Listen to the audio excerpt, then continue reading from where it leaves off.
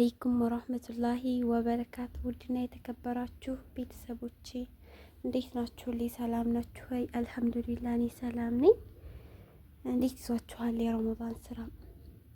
እኔ ጋር አልሐምዱሊላህ። እና ወደች ዛሬ የመጣሁት ወርቅ ዲስካውንት ወርዷል። ያው በረመዳን ሁሌ ይቀንሳል ማለት ነው ሁሉም ቦታ እና ሁላችሁም ግዙ ማለት ነው። ያልገዛችሁ ግዙ። ያኔ ለኛ በተለይ ያስፈልገናል ይገባናልም ማለት ነው። ለመዳም ቅመሞች እና ገዝተን ብናስቀምጠው በእርግጥ በጣም ነው የሚጠቅመን። አሁን ብር ባንክ ብናስቀምጥ ወይንም ቦታ ላይ ብናደርገው የሆነ ሰዓት ኢትዮጵያ ገብተን ቢቸግረን የሚደርስልን የለም እና እሱ ካለን ግን ችግራችንን ወደ አሁኑ መቅረፍ እንችላለን ማለት ነው። ሳንጨናነቅ የጭንቅ ሰዓት ይደርስልናል ማለት ነው እና ሁላችሁም ግዙ። በተለይ አሁን ረመዳንን የሰራንበትን ማለት ነው ማለት ለማንም መስጠት የለብንም። በቃ ለራሳችን ስጦታ ይገባሻል ራሴ ብለን ራሳችንን ማስደሰት አለብን። ብዙ ጊዜ ራሳችንን እኛ የሚያስደስተን አረብ ሀገር ያለን ሰዎች የሚያስደስተን የሰዎች ደስታ ነው።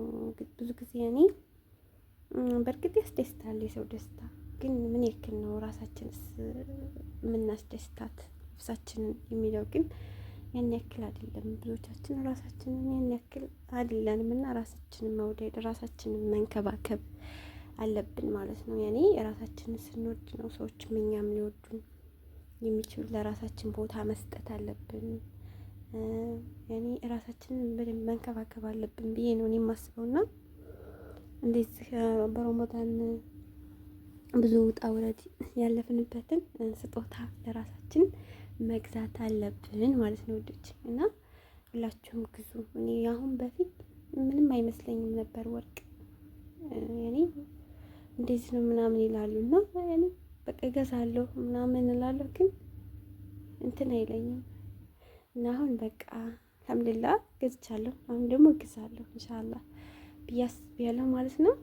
እና ወዶች አሁን ኢትዮጵያ ያለው ወርቅ ወላሂ የውጭ ወርቅ ምናምን ተብሎ ነው የሚሸጠው አለኝ፣ ግን የሸኢን አርቲው ማለት ነው ያስንቃል ብዬ አስባለሁ። ሁሌ ይሆናል አይደል ከለሩ ምናምን በቃ ራሱ ወርቅ መሆኑ ራሱ ያጠራጥራል። የውጭ ነው ብለው የሚሸጠው ወርቅ ማለት ነው እና እዚህ ብንገዛው በኋላ እጥፍ ነው ራሱ የሚያወጣልን ማለት ነው ከምንጠብቀው በላይ። እንደውም ባንክ ውስጥ ምናምን ከምናስቀምጥ ባንክ ከሚቀመጥ ብራችን ወርቅ ገዝተን ብናስቀምጠው በጣም ነው የሚጠቅመን፣ በጥንቃቄ ብናስቀምጠው ማለት ነው። ምክንያቱም ብሩ አሁን ምንም እንትን የሚለው ነገር የለም ያኔ ምንም የሚጨምረው ነገር ስለሌለ ቢቀመጥም ዋጋ የለውም እና ወርቅ እንግዛ። ዲስካውንት ወርዷል ነው የምላችሁ ቤተሰብ ማለት ነው።